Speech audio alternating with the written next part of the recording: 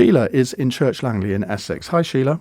Oh, hi. Hello, Iain. Hello. Kate. Lovely to talk to you. Hello, Sheila. Nice to talk to you. I've been following your story with Derek, Kate, and it was what happened here, Kate, was I lost my son, Darren. He was a detective sergeant in the Met, 49, in a very similar way to Derek. Did you? Except you've got Derek, which is good. The other thing was my husband had a severe stroke at the same time, which left him sort of almost like in a vegetable situation. Oh, and Sheila. Right now, Kate, I've been told it's either a care home or have him home. So I'm having my husband home, Kate, and I'm simply wondering if you could give me some tips to try to keep my spirits up and try to ward off the dreadful depression.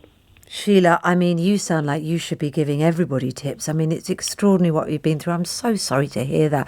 I mean, the thing is that you're not alone in dealing with it. I've had so many messages from people who effectively, as you're going to find yourself, you are effectively a carer, aren't you? And it's shifted the relationship you have with your husband. And they've said to me, because I can't profess to be an expert because I'm only sort of about 2.5 weeks into this new chapter in our lives.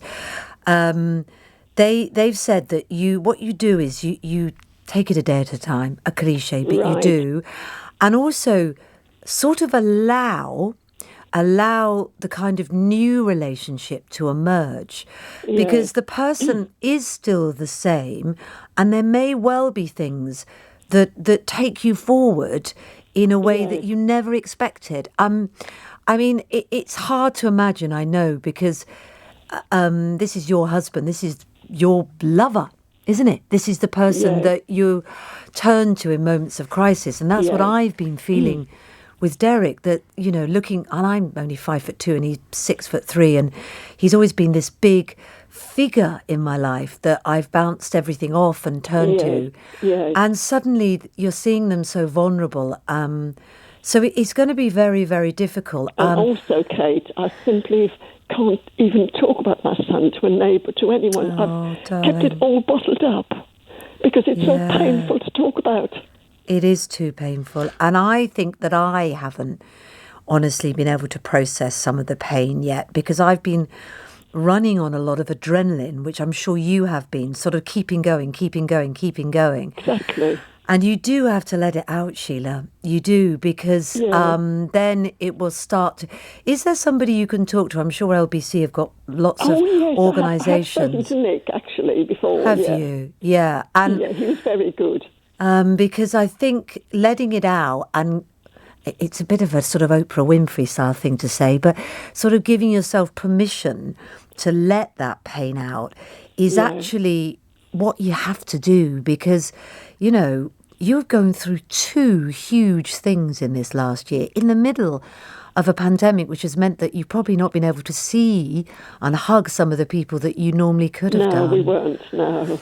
Oh, Sheila, and of it's course, so as soon difficult. as I begin to talk about it, which I have tried to 1 or 2 lovely people, but then the tears start, and it's just so awful. But Sheila, that is that is absolutely natural. And the fact that you've rung in today shows that you want to talk about it. And, thank you. And there will be people that you know that you can open up to. And don't be embarrassed if you cry. I mean, don't fear it will totally overwhelm you. That's what I have feared in periods. I feared that once I started crying, I almost wouldn't be able to stop. And I was thinking, God, I've got to keep going because it's me and the kids and all of this going on. And I don't want to completely unravel. But actually, I think...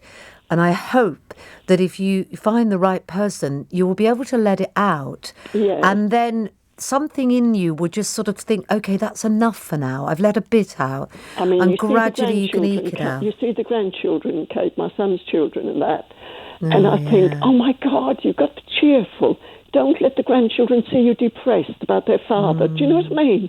No, but it's only But they will natural to have know moments. that you are sad too, and they will be feeling sad as well, you know. And so, you know, you don't want to force them to have to cheer you up, I'm sure, but actually saying, look, I'm feeling a bit sad about your dad, they will understand. Yes, you're right. And there's nothing wrong. It's lovely to talk to you, Kate. And you. I thought, how lovely to hear you. You're like kind of bubbly, which is great. And I thought, why can't I switch on like that?